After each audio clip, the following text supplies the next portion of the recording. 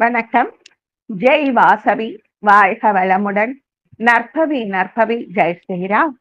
ஓம் come கணபதயே நமஹ. ஓம் ராம அஹஸ்தீஸ்வராய நமஹ. குருவரில் ஆன்மீக மைய சகோதர சகோதரிகளுக்கும் முக்கோடி தேவர் பெருமக்களுக்கும் ததாஸ்து தேவதைகளுக்கும் சித்தர் பெருமக்களுக்கும் பிரபஞ்ச பேராற்றலுக்கும் ஸ்ரீ லலிதாதேவியின் பொற்பாத கமலங்களுக்கும் அடியேனின் சிரம் தாழ்ந்த வணக்கம். இன்னைக்கு ஒரு அற்புதமான நாளுங்க. விஸ்வாவசு வருஷம் வைகாசி மாசம் 5 சப்தமி திதி. அப்புறம் திருவோண நட்சத்திரம். பெருமாளுக்கு உகந்தது திருவோணம், சிவனுக்கு உகந்தது திருவாதிரை. இன்னைக்கு நாம பாக்குற முக்திநாத்துல பெருமாள் வருவாரு. அப்புறம் அந்த கஷேத்திரத்துல சக்தி பீடம், தேவியோட வலது பாதம் அப்படின்னு சொல்றாங்க, அது ஒரு சக்தி பீடம். அப்புறம் முக்தி நாத், முகம் விழுந்த இடம், தாக்ஷாயணி தேவியோட முகம் விழுந்த இடம்.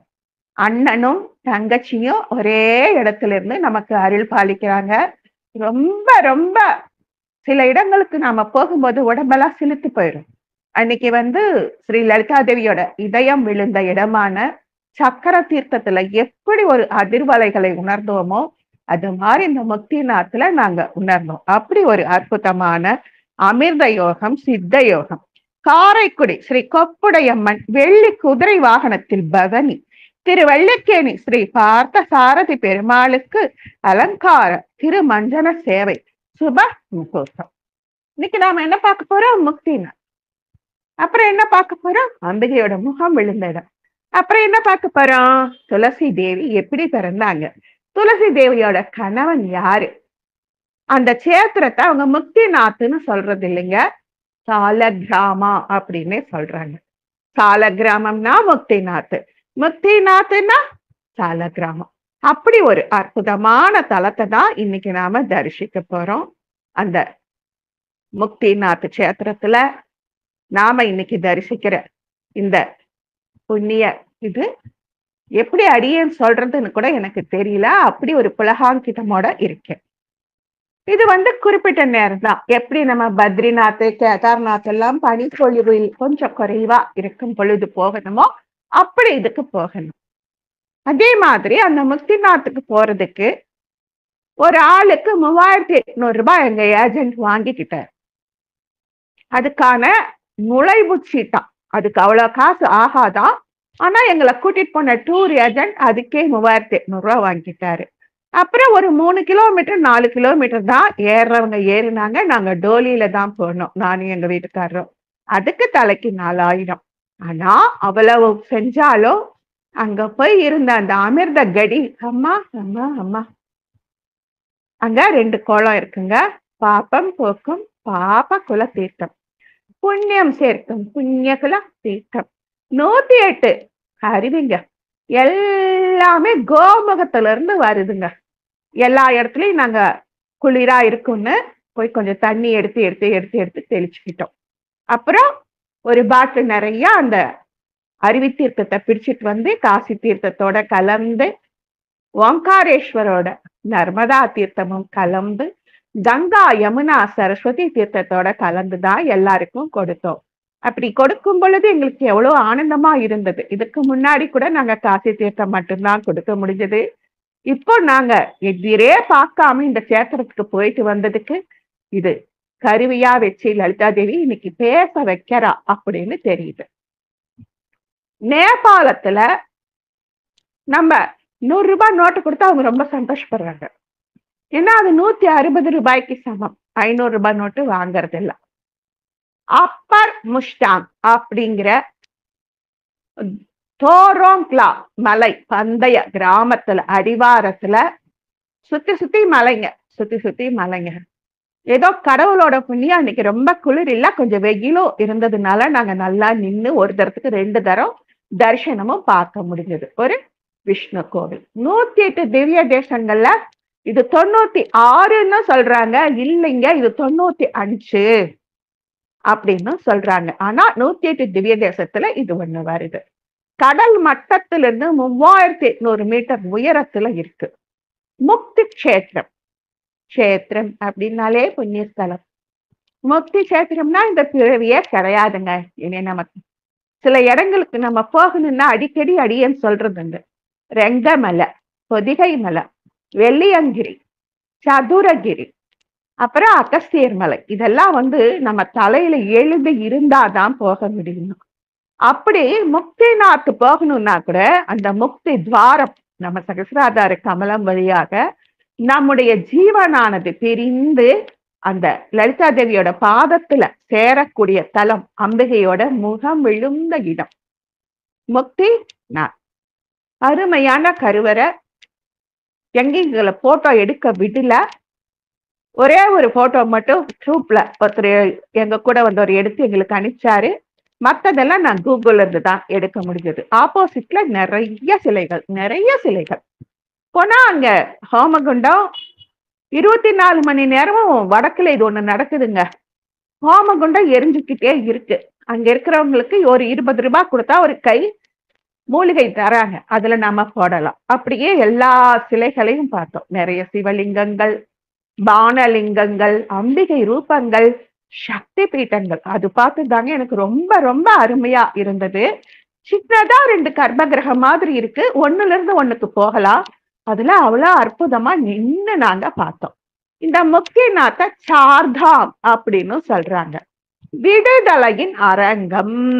நம்ம செஞ்ச பாப கர்மா மட்டும் இல்லைங்க, நாம பண்ணின புண்ணிய கர்மாவுக்கும் சேர்த்துதான் பிறவியம். அது அத்தனையும் துடைத்து போடும் விடுதலையின் அரங்கமா இந்த ரங்கனோட வீடு. நமக்கு விடுதலை, முக்தி வாசலை திறக்கக்கூடிய அங்கீகரிக்கப்பட்டு இருக்குதான் பெருமானால. இங்க வர்றவங்களுக்கு முக்தி நிச்சயம் அப்படின்னு அங்கீகாரம் கொடுத்திருக்காங்களாம். இதோட பழைய தொன்மையான பேரு சாலிகிராமா அப்படின்னு தான் கூப்பிடுறாங்க. சாலிகிராமா யாத்திரைக்கா போறீங்க அப்படின்னு கேக்குறாங்க நம்ம போகும் பொழுது. ஓ, இதுக்கு இப்படி ஒரு பேர் இருக்கு அப்படின்னு அங்கதான் தெரிஞ்சுக்கிட்டோம். பண்டைய பேர் திரு சாலிகிராமம். ஒரு மலையில பாதியிலே விஷ்ணு ஒரு பெரிய சிலையா, கற்சிலையா இருக்க. சாலக்கிராம சிலாவின் உலகின் ஒரே மூலம். இப்போ நம்ம எந்த கோயிலுக்காவது போனோம்னா சாலக்கிராம மாலை தரிச்சிருப்பாரு. இந்த சிலை முழுக்க சால கிராமத்துல செஞ்சப்பட்டதுங்க அப்படின்னு கேள்விப்பட்டிருப்போம்.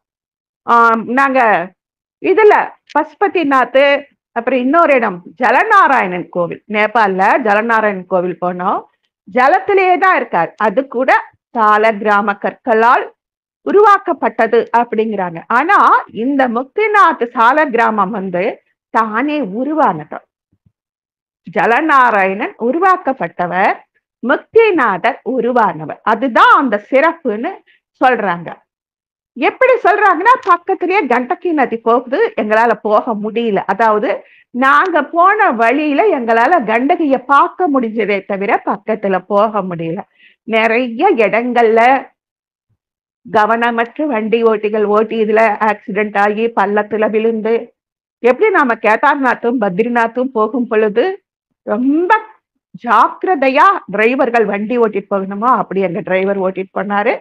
அந்த விதத்துல அவருக்கு நாங்க பாராட்டணும். அந்த மாதிரி உலகத்திலேயே புனிதமான தானே உருவான, உலகத்துல தானே உருவான சால கிராம சிலா.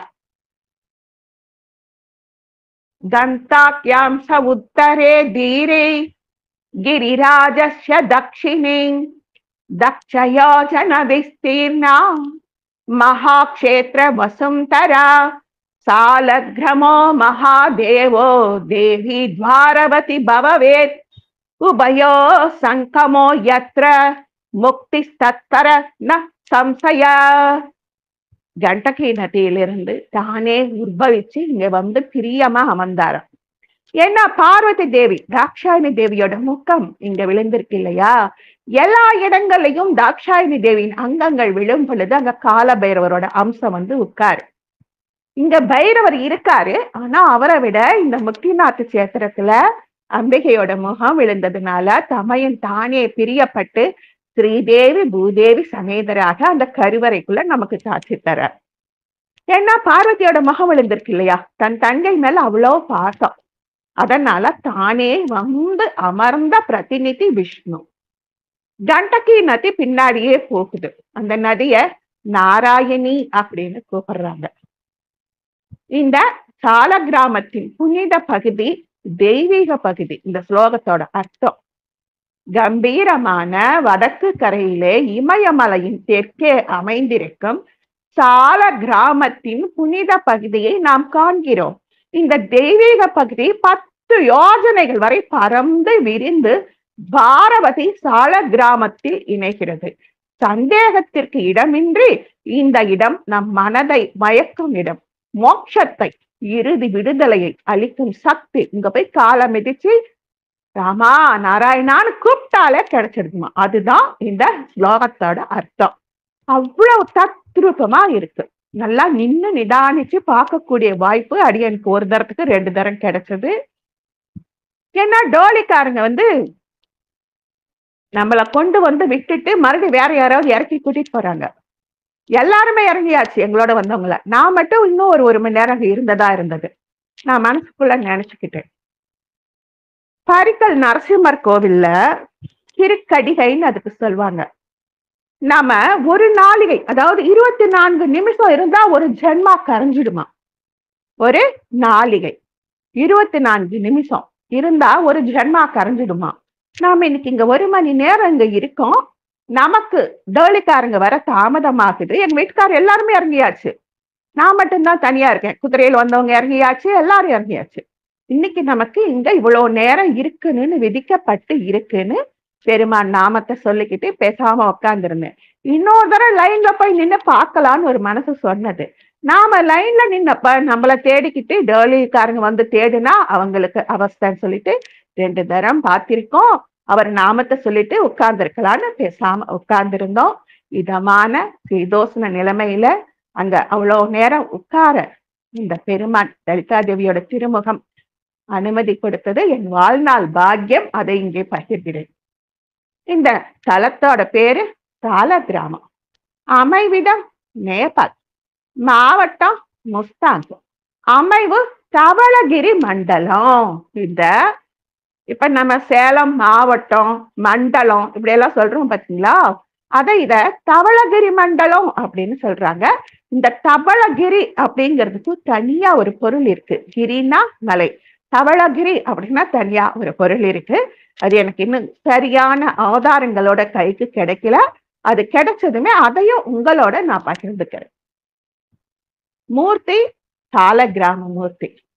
கட்டிடக்கலையின் வடிவமைப்பு பௌத்தர்கள் கட்டிடக்கலை, இந்துக்களின் கட்டிடக்கலை. ஏன்னா நம்முடைய 12 ஆழ்வார்கள் கூட இந்த கேத்திரத்தை மங்களாசாசனம் பண்ணியிருக்காங்க. முக்திநாத் மற்றும் தவளகிரியின் உயரம் 8167 மீட்டர். வைணவர்கள் போற்றும் 108 திவ்ய தேசங்களில் முக்திநாத் 105வது திவ்ய தேசம். திருமங்கை ஆழ்வார் மற்றும் பெரியாழ்வார் ஆகியோர் முக்திநாதரை போற்றி பாடி மங்களா சாசனம் செய்துள்ளார்கள். ஆண்டின் மார்ச் முதல் ஜூன் மாதம் முடிய முக்திநாத் தரிசனம் செய்யலாம். முக்திநாத்தில் பாயும் கண்டகி ஆற்றில் கிடைக்கும் சால கிராமத்தை வைணவர்கள் நாராயணனின் அம்சமாக கருதி வீட்டின் பூஜை அறையிலே வைக்கலாம். அடியேனுக்கும் 2-3 சால கிராமம் கிடைச்சது, வாங்கணும். 2 சால கிராமத்துல சங்குப்பூச்சி இருக்குன்னு எங்க கூட வந்தவங்க சொல்லி வாங்கி கொடுத்தாங்க. இன்னொரு சால கிராமம் சக்கரமா இருக்கு, ஸ்ரீ சக்கரம். 2 பக்கமும் சுதர்சன சக்கரம் குட்டி குட்டியா அழகா இருக்கு. அதையும் கொண்டு பூஜை அறையில நல்ல நாள் பார்த்து வச்சிட்டோம். முக்திநாத்தில் பாயும் கண்டகி ஆற்றில் கிடைக்கும் சால கிராமத்தை வைணவர்கள் நாராயணனின் அம்சமாக கருதி வீட்டின் பூஜை அறையிலே வைத்து வழிபடலாம். முக்திநாத் இருப்பிடத்தை 51 சக்தி பீட்டங்களில் ஒன்றாக வித்யா உபாசிகள் கருதுகிறோம். திபெத்திய பௌத்தர்கள் முக்திநாத்தை 100 புனித நீர் நிலைகள் என போற்றி வழிபடுகிறார்கள். தாந்திரீக திபெத்திய பௌத்தர்கள் முக்திநாத்தில் உள்ள தெய்வத்தை டாக்கினின்னு சொல்றாங்க. நம்ம லலிதா சகஸ்ரநாம சொல்லும் பொழுது ஓம் லாக்கிங்கை நமகா, ஓம் ராக்கிங்கை நமகா, ஓம் டாக்கிங்கை நமகா அப்படின்னு வரிசையா வரும். அந்த டாக்கினி தேவியோட இருப்பிடம் இதுவாங்க. இது அடியேனுக்கு தெரியாம கிடைச்ச ஒரு தரிசன ரூபம். ஓ, இங்கதான் டாக்கினி ரூபம் இருக்கா. டாக்கினி எப்படின்னா கொஞ்சம் தாந்திரிகம், ரொம்ப ரொம்ப அதிர்வலைகள். தாந்திரிகத்திலையும் ரொம்ப அதிர்வலைகள். தசமகா வித்யா தேவியில பகலாமுக்கு சின்ன மஸ்தா தூமாவத்தை இவங்களை நம்மளால மனசுல நினைக்க முடியுமே தவிர, அவங்களோட மந்திரங்களை காதுல கேட்க முடியுமே தவிர, அவங்க நம்மளால வீட்டுல வச்சு பூஜிக்க முடியாது. அது மாதிரி ராகினி லாகினி இவங்களை நாம என்ன வேணா எப்படி வேணா கூப்பிட்டு வச்சு உட்கார வைக்கலாம். டாக்கினிய உட்கார வைக்க நமக்கு ஆற்றல் பத்தார். அந்த டாக்கினி தேவியோட இருப்பிடம் இதுவான். அங்க போன அப்புறம் இது எங்களுக்கு தெரிஞ்சது, ரொம்ப சந்தோஷமாக இருந்தது. இந்த கடும் குளிர் மேகம் அப்படி கொஞ்சுது, மஞ்சு கொஞ்சோன்னு குற்றால குறைவஞ்சியில சொல்ற அப்படி மேகம் நம்ம கண்ணு முன்னாடி அப்படியே பஞ்சு பஞ்சா போக்குது. ரொம்ப கடுமையான பயணம். காட்மாண்ட்ல இருந்து பொக்காரா போய் அங்கிருந்து வான் வழியாக ஹெலிகாப்டர் அல்லது சிற்றுந்து மூலம் முக்திநாதரை தரிசிக்கலாம். பக்காராவிலிருந்து முக்திநாத் செல்லும் வழியில் ராணி பவ்வா, ஜார்கோட், சோம்கோட், காக்பனி அல்லது ஜோம்ஜம் ஆகிய இடங்களில் தங்க வசதி இருக்கு. நாங்க ஜோம்சம்ல தான் தங்கினோம். சிற்றுந்து மூலம் காட்மாண்டிலிருந்து 377 கிலோமீட்டர் தொலைவில் உள்ள முக்திநாத் கோயிலை அடைய 10 மணி நேரம் ஆகும். காட்மாண்டிலிருந்து வான்வழியாக 194 கிலோமீட்டர் தொலைவு. நாங்க 377 கிலோமீட்டர் தொலைவில் இருந்த முக்திநாத்துல போய் தங்கிட்டோம். நைட்டோட நைட்டா பையனை போய் தங்கிட்டோம். காலையில எந்திரிச்சு கோயிலுக்கு எங்களை அந்த இது வரைக்கும் விட்டுட்டாங்க, எல்லை வரைக்கும். அதுக்கப்புறம் அங்கிருந்து குதிரை ஏறுறவங்க, நடந்து போறவங்க, டோலியில போடுறவங்கன்னு அப்படி போயிட்டோம். நாங்களும் நடந்திருக்கலாம். இது ஒண்ணும் கேதார்நாத் மாதிரி 14 கிலோமீட்டர் கிடையாது, சதுரகிரி மாதிரி 7 மலையும் கிடையாது. கொஞ்சம் சின்னதுதான். ஆனா கொஞ்சம் சுவாச பிரச்சனை இருக்கிறவங்க அந்த குளிர்ல தடுமாற வாய்ப்பு இருக்கு. நாம ஒரு கூட்டுறவா ஒரு டூர்ல சேர்ந்துட்டோம். நாம கொஞ்சம் உடம்பு சரியில்லாம படுத்தோம்னா அது மற்றவங்களையும் பாதிக்கும். அதனால இப்ப குதிரை ஏறக்கூடிய அளவுக்கு தைரியம் இல்லை. ஏன்னா குதிரை பயணம் செய்யும் பொழுது ஆனந்தமா இருக்கும், இறங்கும் போது பயமா இருக்கும். அந்த திகில இந்த தரம் அனுபவிக்க அடியேன் விரும்பல. இந்த தரம் டோலியிலே போயிட்டு டோலியிலே அழகா கூட்டிட்டு வந்து விட்டுட்டாங்க. இந்த முக்திநாத்தில் பாயும் கண்டகி ஆற்றுல எப்படி கண்டகி உருவானாங்க, எப்படி இன்னைக்கு நாம தினம் கும்புற துளசி மாதா உருவானாங்க, அந்த துளசி மாதாவோட கணவரான தொட்டால் சினுங்கிய நாம ஏன் வீட்டுல வச்சுக்கணும், நம்ம கண்டகி நதியில் இருக்கிற சால கிராமத்துல தேவர்கள் எதுக்காக வசிக்கணும், எல்லாமே ஒவ்வொன்னா அடியேனுக்கு தெரிஞ்ச வரைக்கும் பகிர்ந்துக்கிறேன். திபெத்திய யோகிகளுக்கும் இது ரொம்ப பிரியமான இடமா இருக்கு. 1818ஆம் ஆண்டு முக்திநாத்துக்கு ஷக்கர் அப்படிங்கிற வருகை தந்து, அத இப்ப நம்ம எப்படி அனந்தாழ்வார் திருப்பதியில தங்கி செம்மைப்படுத்தி ஜனங்க வந்து போக ஏற்பாடு பண்ணாங்களோ, அப்படி திபேத்தியர்கள் இங்க உழைச்சிருக்காங்க. அதை நாம பாராட்டணும். அந்த 108 கோமுக தீர்த்தம் அப்படியே வருது பாருங்க, எங்க இருந்து வருதுன்னு தெரியல, அவ்வளவு அழகா எங்கெங்கிருந்தோ அப்படியே இணையுது. அந்த அளவுக்கு அது கட்டுக்கோப்பா ஒரு பஞ்சலோகத்திலான ஒவ்வொரு கோமுகத்திலிருந்து ஒவ்வொரு அருவி வருது. ஒரு அரை வட்ட வடிவம், ஏன் முக்கால் வட்டம்னு கூட சொல்லிக்கலாம். எங்க வீட்டுக்காரர் தான் எல்லாத்துலயும் போய் பிடிச்சிட்டு வந்தாரு. நான் தண்ணி பிடிச்சு தெளிச்சுக்கிட்டேன். அந்த ஏற்பாடெல்லாம் திபேத்தியர்களும் செஞ்சிருக்காங்க. இந்த கோவிலை கட்டுவதற்கு நேபாள ராணி சபர்ணா பிரபா ரொம்ப முன்னெடுத்தாங்களாம். அப்புறம் நாங்க பார்த்த ஏரிகள் எல்லாம் எங்களுக்கு பேர் தெரியல. இங்க கூகுள் அப்பெல்லாம் எடுக்கல, நம்ம நெட் எடுக்க மாட்டேங்குது. அங்க போனாலே நாங்க எந்த போனும் பேச முடியல. வேற நம்ம ரோமிங்னு சொல்றாங்க, அந்த மாதிரி நாங்க கொஞ்சம் மாற்று ஏற்பாடெல்லாம் அங்க போய் பண்ணிக்கிட்டோம். அதனால கோவிலை பற்றிய முழு தகவல் எங்களுக்கு நாங்க அங்க போயிட்டு வந்த அப்புறம் ஒருத்தருக்கு ஒருத்தர் உட்கார்ந்து பேசி தெரிஞ்சுக்கிட்டோம். அதைத்தான் இப்ப நான் இங்க சொல்றேன். கோயிலுக்கு நம்ம போற வழியில நதிகள் ஓடுத பாக்குறோம் பாத்தீங்களா, அது தாமோதர் குண்டா அல்லது தாமோதர் குண்டா. தாமோதரன்னா யாரு? சின்ன கிருஷ்ணனை யசோதா மாதா இடுப்புல கைட்ட கட்டி உரல்ல கட்டி போட்டாங்கல்ல, அந்த உரலை இழுத்துக்கிட்டே பகவான் கிருஷ்ணன் இழுத்துக்கிட்டே போனப்ப இடுப்புல தழும்பு. தாம உதரம், தாமம்னா கயிறு, உதரம்னா அடிவயிறு அல்லது இடுப்பு. அதுல அடையாளப்பட்ட அந்த தாமோதர் குண்டா இந்த பாய் தான். சாலக்கிராமா மற்றும் கண்டகி நதி முக்கிய நதி. அதுல இருந்துதான் கிழக்கிளையா எல்லா சேத்திரத்துக்கும் போகுதான். திபேத்திய மொழியிலே இந்த ஏரிய மென்சு அப்படின்னு கூப்பிடுறாங்க.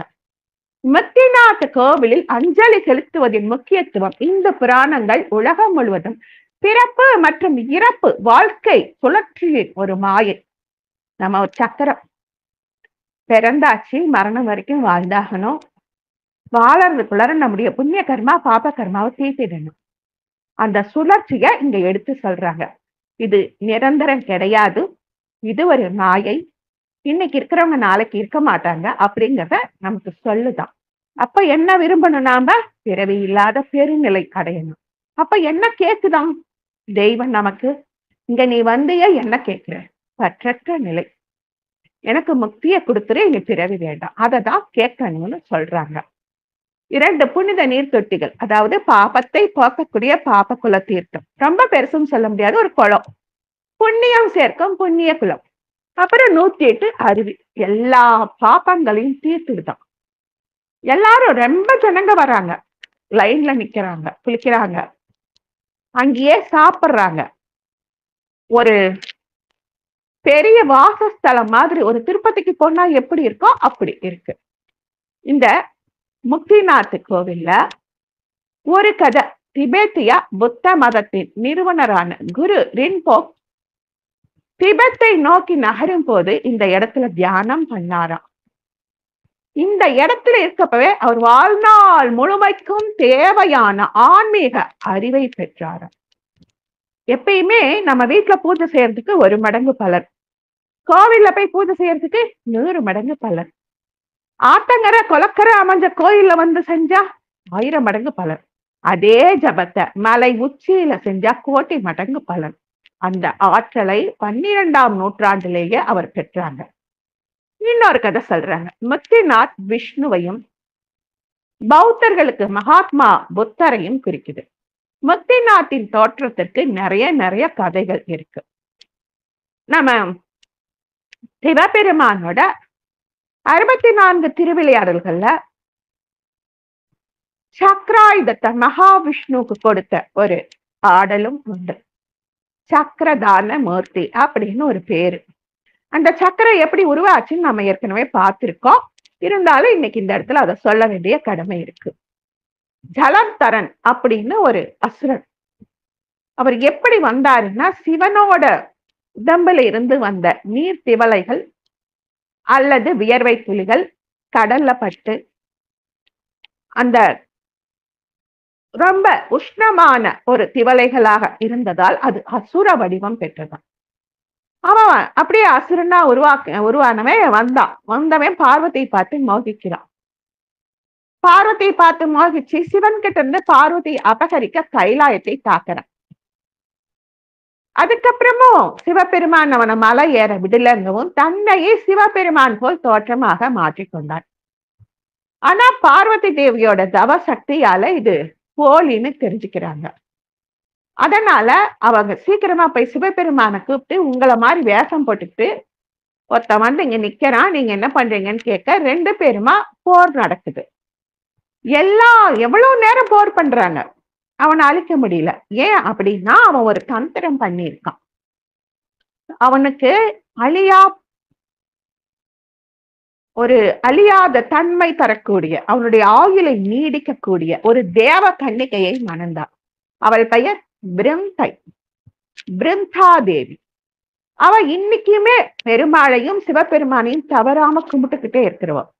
அவளுடைய அந்த தபோபலம், கற்பு, முக்கியமா கற்பு. இன்னைக்கு நாம சினிமா பாக்குறோம், ரசிக்கிறோம், இதெல்லாம் இன்னைக்கு சர்வ சகஜமா போயிடுச்சு. எனக்கு அந்த நடிகரை பிடிக்கும், இந்த நடிகரை பிடிக்கும், இவரோட நடிப்பு பிடிக்கும், இதெல்லாம் இன்னைக்கு எந்த விதத்திலையும் சேராத ஒரு ஒரு தனியான ஒரு ரூட்டா போயிட்டோம். அந்த காலத்துல கணவனை தவிர வேற யாரையும் நிமிர்ந்தும் பார்க்காத பத்தினிகள் வாழ்ந்த உலகம். என்ன ஆயிடுச்சு? அவளுடைய கற்பின் திறத்தால் ஜலந்தரனை சிவபெருமானாலேயே வெல்ல முடியவில்லை. சிவபெருமான் சொல்றார், ஜலந்தரா உன்னை நான் அழிக்கணும், நீ நான் சொல்றத கேக்குறியா? என்ன நீ அழிக்க போறியா? என்னோட பலம் தெரியுமா உனக்கு? சொல்லு, உன்னோட பலம் என்ன? கைலாசத்தையே பேத்துருவேன். கைலாசத்தை நீ பேத்தியா? ஏங்க, இந்த பூமியில நான் சொல்ற இடத்துல இருந்து பேத்து எடுத்துக்கூட, இங்க சிவபெருமானுக்கும் ஜலந்தரனுக்கும் வாத பிரதிவாதங்கள் நடந்து கொண்டு இருக்கு. அங்க எப்படி பார்வதி தேவியை ஏமாத்த சிவன் மாதிரி ஜலந்தர் வந்தாரோ, அப்படி மகாவிஷ்ணு ஜலந்தர் ரூபம் கொண்டு பிருந்தாதேவியின் பூஜா கிரகத்தில் தோன்றினார். அவளுக்கு ரொம்ப ஆச்சரியம். கணவன் தேவர்களுடன் போர் பண்ண போயிருக்கார், திடீர்னு எப்படி வந்தார்? எப்படி வந்தீங்க சுவாமி? எனக்கு கொஞ்சம் சக்தி பத்துல, உன்னுடைய பதிவிரதா தன்மையின் காரணமாக சக்தியை ஏற்றுக்கொண்டு செல்கிறேன். சக்தியா இன்னும் கொஞ்சம் அதிகப்படுத்திக்கிட்டு போறேன். அப்படியா? இதுக்கு நான் கொடுத்து வச்சிருக்கேன்னு சொல்லிட்டு தங்க தாம்பாளத்தை கொண்டு வந்து அதுல ஜலந்த ரூபத்துல இருக்கக்கூடிய மகாவிஷ்ணுவை நிற்க வச்சு தங்க பாத்திரத்தை கொண்டு வந்து அவர் பாத பூஜை செய்ய பாதங்களை தொடுகிறாள். அவ்வளவுதான். அவ வேற எந்த எண்ணமும் எந்த தப்பும் பண்ணல.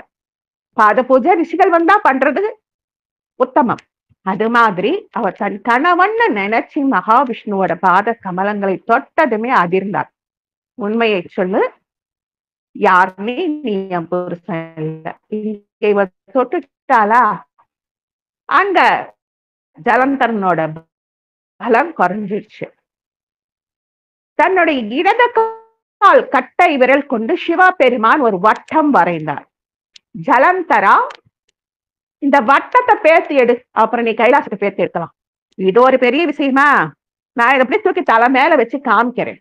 ஜலந்தரன் அந்த வட்டத்தை பெயர்த்து தலை மேல தூக்க முயல.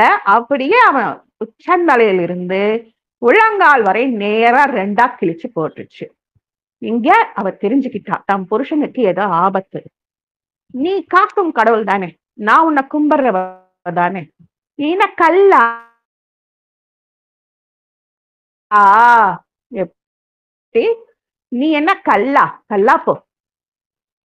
என்ன ஒரு கோபம் அந்த பட்டினிக்கு. புருஷன் போயிட்டாங்க, அவளால தாங்க முடியல. கல்லா போயிரு, கல்லா போயிருன்னு சபிச்சுட்டாலே தவிர அப்படியே தத்தளிச்சு போறான். அச்சோ, நான் என்ன பாவம் பண்ணேன், இப்படி ஆயிடுச்சேன், கலங்காதே பிருந்தா, நீ சொன்னா அப்படி நான் கல்லா மாறறேன். நான் சிவபெருமானுக்கு வந்து வீழ்வோம். அப்புறம் தும்பை இதெல்லாம் பூஜிப்போம். அந்த தும்பை தும்பா தேவியா ஒரு தேவ கன்னியா இருந்தப்போ சிவபெருமானை நோக்கி தவம் பண்ணா. சிவபெருமான் வந்து அவளுக்கு காட்சி கொடுக்கவும் பதற்றத்துல, உன்னுடைய பொற்பாதங்கள் எப்பொழுதும் என்னுடைய சிரசுல இருக்கணும்னு தும்ப கேட்கறதுக்கு பதிலா என்னுடைய பாதங்கள் சிவனின் சிரசுல இருக்கணும்னு கேட்டுட்டான்.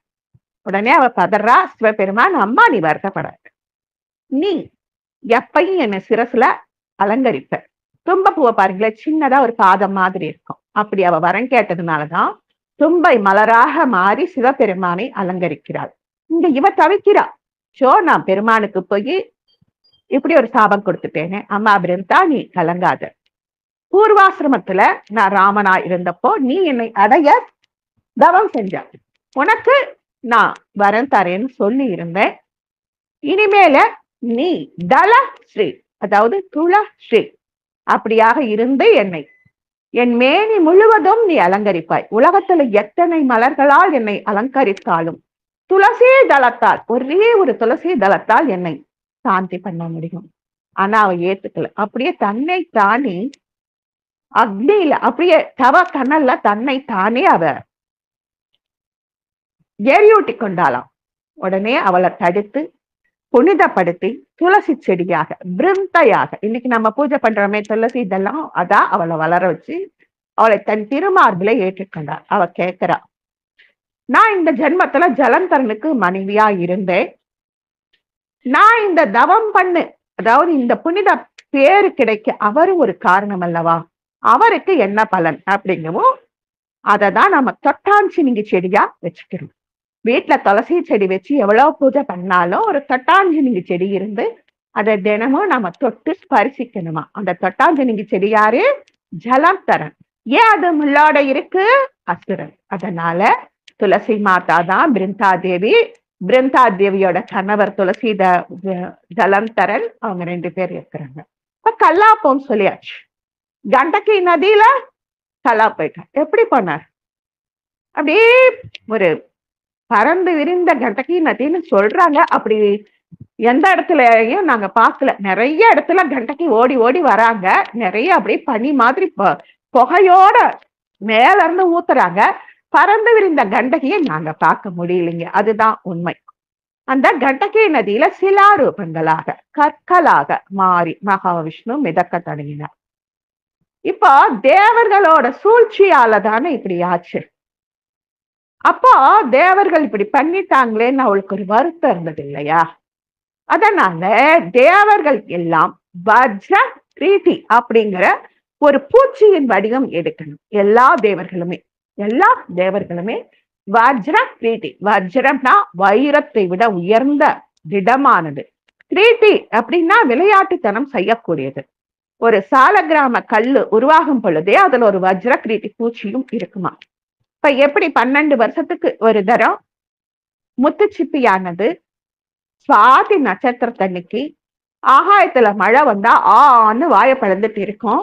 அதுக்குள்ளார விழும் மலை துளியே 12 வருஷத்துக்கு ஒரு தரம் சுவாதி முத்தியம் அப்படிங்கிற பேரோட உண்மையான முத்தாக 2 கடவுளுக்கு அலங்காரம் செய்யப்படுதோ அப்படி இந்த வஜ்ர கிரீட்டியானது சாலக்கிராம உருவாகும் பொழுதே அதுக்குள்ள தோன்றி குறைஞ்சுக்கிட்டே இருக்கு. பூச்சியும் வளருது, குறைஞ்சுக்கிட்டே இருக்குது. கல்லினுள் தேரைக்கும் கருப்பை உயிருக்கும் சிவன் எப்படி பசியாத்தினாரோ அப்படி அந்த வஜ்ர கிரீட்டி பூச்சியாக இருக்கிற தேவர்களுக்கும் பசியாத்துறாராம். அப்படி அவங்க வஜ்ர கிரீட்டி செஞ்சுக்கிட்டே இருக்கும் பொழுது அவங்களா அப்படி செய்யறாங்க, அந்த தேவர்களா செய்யறாங்க. அது தாமோதரனின் கதாயுதமாகவும் மகாவிஷ்ணுவின் சங்கு சக்கரமாகவும் சிவன் பார்வதி அர்த்தநாரீஸ்வர ரூபமாகவும் கணபதியோட தும்பிக்கையாகவும் சண்முகனின் 6 முகங்களாகவும் பிரம்மனின் 3 முகங்களாகவும் அப்படி எல்லா ரூபத்திலையும் அங்க சாலக்கிராம கல்லு கிடைக்குதுங்க. அந்த கல்லை உடைச்சு பார்த்தாதான் உள்ள என்ன ரூபம் இருக்கு அப்படின்னு நம்மளால தெரிஞ்சுக்க முடியும். அதனால ஒரே ஒரு சாலக்கிராமத்தை மாத்திரம் சக்கரதாரியா நாங்க வாங்கிட்டோம். 2 சாலக்கிராமத்தை அப்படியே முழுசா கொண்டு வந்துதான் வச்சிருக்கோம். அது நித்தியம் அதுக்கும் கொஞ்சம் பூவு நைவேத்தியம் தூபதீபம் காமிக்கணும். இதுக்கு முன்னாடி நான் சாலக்கிராமம் வாங்க துணியில பழம்புரி சங்கு வைக்கிறோம், அபிஷேகம் பண்றோம், 15 நாளைக்கு ஒரு தரம் ஸ்ரீ சக்கரம் ஏறி இருக்கு லலிதா தேவி, இது எல்லாம் வச்சிருக்கோம். ஆனா சாலக்கிராமம் வச்சா ரொம்ப ரொம்ப ஐதீகமா இருக்கணும். நாம எங்கேயாவது வெளியூர் போனாக்கா அவங்களுக்கு நைவேத்தியம் ட்ரை ஃப்ரூட்ஸ் ஏதாவது வச்சுட்டு தான், ஒரு கற்கண்டு பொட்டலமாவது வச்சுட்டு தான் போகணும், மறக்க கூடாது. அதனால இத்தனை நாள் நான் அதுக்கு துணியில இந்த தரம் நான் முத்திநாத்துல பெருமான சேவிச்ச அந்த புலகாங்கிட்டம் சரியாக அவங்க 4 இடத்துல ஓய்வு எடுக்கிறாங்க. தோழிக்காரங்க இறங்கி வரும் பொழுது 4 பேர் சேர்ந்து தூக்கிட்டு வராங்கல்ல நம்மள, ஒரு இடத்துல ஓய்வு எடுக்கிறாங்க. அவங்க நிறுத்தின இடத்துலயே எனக்கு சாலக்கிராமம் அடியேன் லலிதா தேவி கருணையால வாங்க முடிஞ்சது, கொண்டு வந்து வச்சிருக்கோம். அந்த வஜ்ர கிரீட்டி வைரம் பாஞ்ச பூச்சியின் விளையாட்டால் பெருமாளின் அத்தனை அலங்காரங்களும் இருக்கு.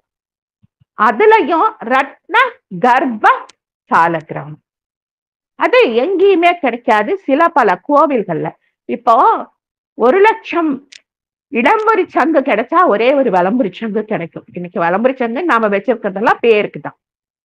1,00,000 வலம்புரி சங்கு வச்சிருந்தா ஒரு மகா வலம்புரி கிடைக்கும். 1,00,000 மகா சங்கு வச்சிருந்தா ஒரு கோமட்டி சங்கு கிடைக்கும். ஒரு கோமட்டி சங்குங்கிறது இன்னைக்கு உலகத்துல எங்கேயோ ஒரு இடத்துல நான் கோவில்ல இருக்குன்னு கேள்விப்பட்டிருக்கேன். அதை நாங்க தாண்டி வந்துட்டோம். உலகத்திலேயே கோமட்டி சங்கு இருக்கும் ஒரே கோவில் அப்படின்னு நாங்க வண்டியில போகும்போது பார்த்தோம், உள்ள போக முடியல. அப்ப கோமட்டி சங்கோட அருமை எனக்கு தெரியல, அதையும் நான் ஒத்துக்கிறேன். இது என்ன உலகத்திலேயே கோமட்டி சங்கு இங்கதான் இருக்குமா அப்படின்னு நாங்க யோசிச்சுக்கிட்டு போயிட்டோம். வச்சுக்கிட்டு வண்டி வச்சுக்கிட்டு ஊர்த்துனதுதான் எல்லா கோயிலுக்கும். அதை நிறுத்தி உள்ள போகணும்னு அப்ப அறிவுக்கு எட்டல. கொள்ளையில புதையில இருந்தாலும் கொடுப்பின வேணும். அந்த காம்படிஷனுக்கு பாக்குற பாக்கியம் அப்ப நாங்க இருந்தும் நாங்க தோணல. அது மாதிரி லட்ச லட்ச லட்ச லட்சமான சால கிராமங்களுக்கு மத்தியில ரத்தின கர்ப்ப சால கிராமம் தோன்றுவது அரிதிலும் அரிது. அதையும் இன்னைக்கு நாம பார்க்கலாம்.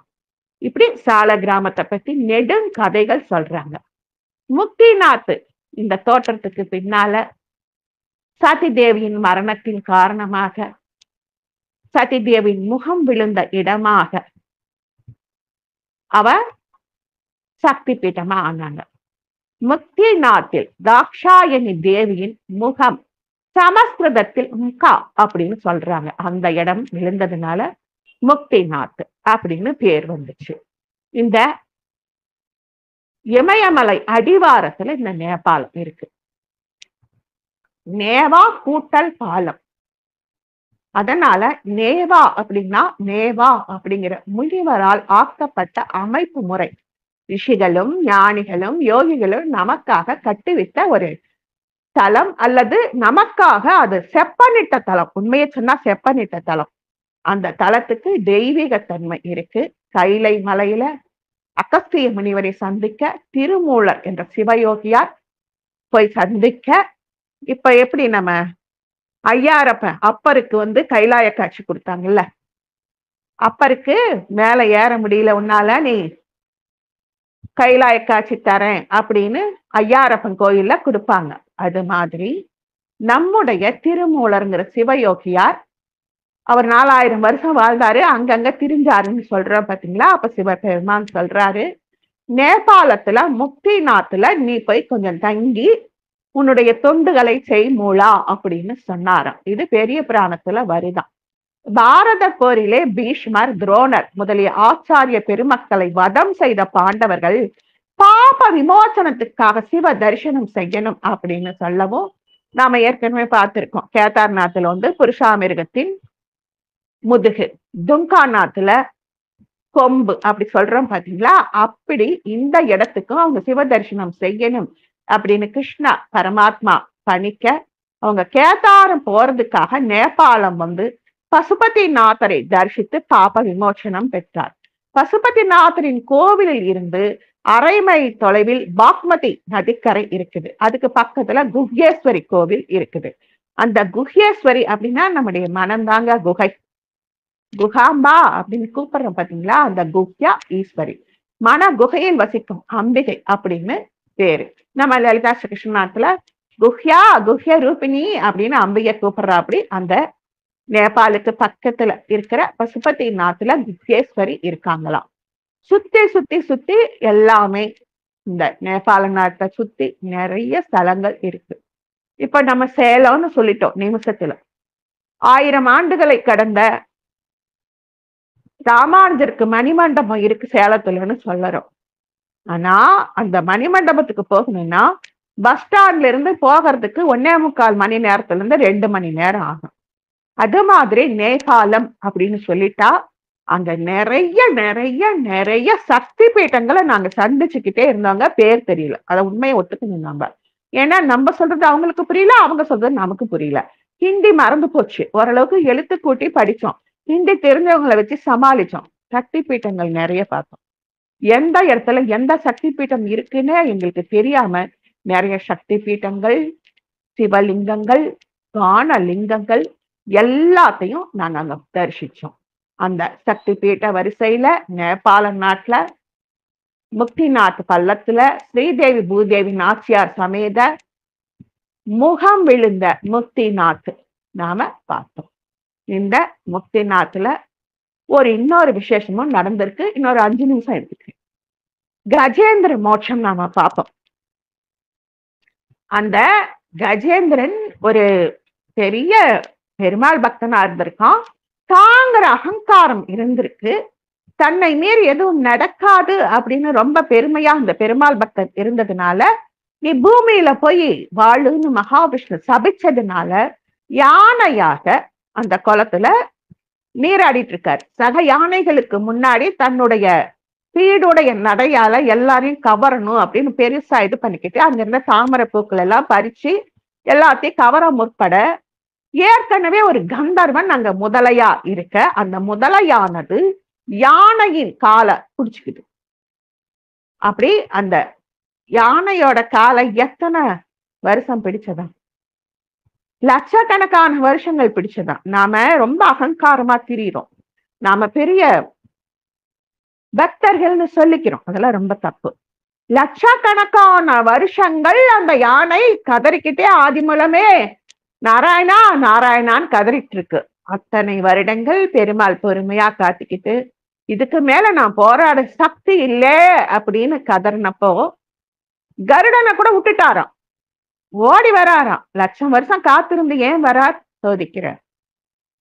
ஓடி வரார். இவர் ஓடி வராருன்னு சொல்லி கருடன் இவர் சுமக்க ஓடி வரார். பெருமாள் என்ன பண்றார்? இருந்து கருடன் மேல உட்கார்ந்தா நேரம் ஆயிடுமேனு கருடனை தன்னுடைய தோளிலே சுமந்து கொண்டு ஓடி வருகிறார். கருடாழ்வார் பெரியாழ்வார். அவரை விரிஞ்சு இவர் இருக்க முடியாது. அதனால அந்த கருடாழ்வாரையும் தோளிலே சுமந்து கொண்டு ஓடி வருகிறாராம். அப்ப லட்சக்கணக்கான வருஷம் அவன் கஷ்டப்பட்டது அப்ப பெருசு இல்ல. அந்த ஆதி மூலமே நீயே சரணம் அப்படின்னு சொன்னதுனால அப்படி ஓடி வராரு. அந்த கஜேந்திர மோட்சம் நடந்த இடமும் இதுதான். பௌத்தர்கள், திபேத்தியர்கள், இந்துக்கள் எல்லாருமே நாம இங்க கும்பிடலாம். நாம ஒரு தரம் பார்த்திருக்கோம் காஞ்சிபுரத்துல விகட சக்கர விநாயகர். அது காஞ்சிபுரம் மாவட்டம் ஆலடி பிள்ளையார் கோவில் தெருவுல விகட சக்கர விநாயகர் திருக்கோயில் இருக்குதான். திருமால்பூர்ல தன்னுடைய 1008 தாமரை பூக்களால மகாவிஷ்ணு சிவபெருமானை பூஜித்து கண்ணப்பனுக்கு முன்பாகவே தன்னுடைய கண்ணையே ஒரு மலராக எடுத்து சிவபெருமானுக்கு அர்ப்பிதம் பண்ண போகும் பொழுது அந்த ஜலந்தர அசுரனை வதைத்த அந்த சக்கராயுதத்தை நம்முடைய மகாவிஷ்ணுவுக்கு அரவிந்த லோச்சனா கண்ணப்பா, அரவிந்த லோச்சனா தாமரை கண்ணனே, உன்னுடைய கண்ணை பறித்து எனக்கு இது செய்ய வேண்டாம், உன்னுடைய கண்கள் உன்னிடமே இருக்கட்டும் சொல்லி அந்த சக்கராயுதத்தை கொடுக்க, அந்த சக்கராயுதத்தை நம்ம தெரியாம நம்ம மாமா வாங்கலாமான்னு மகாவிஷ்ணு சக்கரம் கைக்கு போறதுக்கு முன்னாடி வாங்கி கணபதி விழுங்க, பார்வதி தேவி தவிக்க, மகாவிஷ்ணு என்னென்னமோ செஞ்சு பாட்டு பாடி நடனமாடி எதுக்கும் மத்தியங்கோ தோர்பி கரணம் அப்படிங்கிற அந்த தோப்பு கரணத்தை 2 செவிமடல்களை பிடித்து கொண்டு ஒரு காலை முன்வைத்து ஒரு காலை பின் வைத்து குஷா தோப்பு கரணம் அப்படிங்கிற ஒரு முறையை இன்னைக்கு அறிமுகப்படுத்தி இன்னை வரைக்கும் பிள்ளையார்னா நம்ம தோப்பு கரணம் போடுறோமே, அந்த தோப்பு கரணத்தை பார்த்து சிரிச்சு அந்த விகட சக்கர விநாயகர் சக்கரத்தை துப்பினாரு. அந்த சக்கரம் ஜலந்தரனை அந்த வதைத்த அந்த சக்கரம் ரத்த இடியோட இருந்தது. அத சிவபெருமான் என்னதான் கங்கா ஜலத்துல கழுவினாலும் மகாவிஷ்ணு கையில அது இருக்கும் பொழுது புனிதப்படணும் அப்படின்னு சொல்லிட்டு கணபதி எம்பிரான் தன்னுடைய திரு உதரம் வரைக்கும் அதை கொண்டு போயிட்டு சிரிச்சு வெளியில கொண்டு சக்கரத்தை கொடுத்திருக்கார். இந்த ஜலந்தர அசுரம் தான் தொட்டான் சிங்கி, அந்த பிருந்தா தேவி தான் நாம கும்பர துளசி தேவி. அந்த துளசி தளம் ஒண்ணு வச்சா 1 கோடி மலர்கள் எனக்கு சமர்ப்பணம்னு சொன்ன மகாவிஷ்ணு கண்டகி நதியில சால கிராம கற்களாக கடக்க தேவர்கள் செஞ்ச வினைப்பயனாக வஜ்ர கிரீட்டிங்கிற பூச்சியா அதுக்குள்ளார போய் கொடைஞ்சு இன்னைக்கு நமக்கு சால கிராம கற்கள் பலவித ரூப லாவண்யங்களோடு கிடைக்குது. அதுலயும் ரத்தின கர்ப்பக்கள் ரொம்ப அதிசயமானகள். இவ்வளவு நேரம் பொறுமையா கேட்ட அத்தனை நல் உள்ளங்களுக்கும் அடியேனின் சிரம் தாழ்ந்த வணக்கம்.